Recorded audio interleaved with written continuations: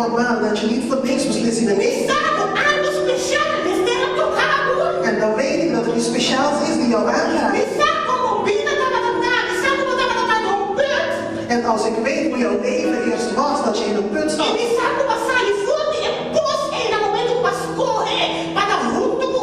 En ik weet dat jij uit die put bent geklommen toen jij voor Christus gekozen bent.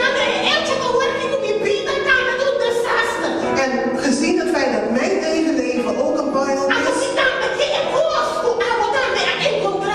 En dan weet ik dat ik wel krijgen die wij ook en zo helpen wij Jezus.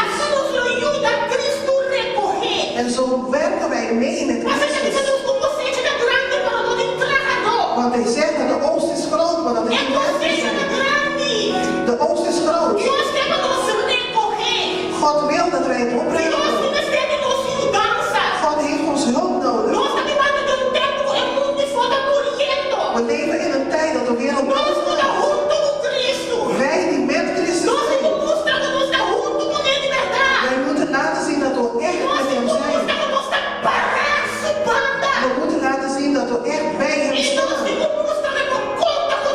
En we moeten laten zien dat hij op ons kan rekenen. Maakt niet uit wat hij ons vraagt. Het maakt niet uit wat voor situatie en wat voor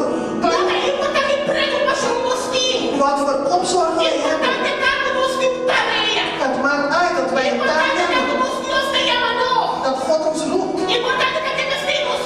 Dat hij onze hulp heeft. Hij heeft ons met een doel op de wereld gezet. Hij wil dat wij hem helpen. Wij moeten meewerken. Hij roept ons vandaag niet om te doden. Hij roept ons niet om onze zusters te doden. Maar hij vraagt ons om onze vrienden en onze zussen op te halen. Om op te raken aan onze collega's. Om ze samen te brengen. Anders worden we weggegeven. En er zal niets meer van ons overblijven. Want alleen maar als we bij hem zijn, alleen maar als wij bij hem staan, zal hij ook bij ons zijn. En we kunnen niet zeggen dat we met hem zijn. De Levieten konden dat niet tegen ons zeggen. Ze moesten het aan Mozes laten zien. Ze moesten het doen op basis van hun handen. Ze moesten laten zien dat het niet zo uitkwam. Ze moesten laten zien dat ze bereid waren. Dat ze bereid waren om te gaan. Dat ze bereid waren om te doen. En vandaag roept de Heer jou en mij om hem te helpen. Om mee te werken. Maar wij moeten eerst staan. Wij moeten eerst aan de kant van Jezus staan. We kunnen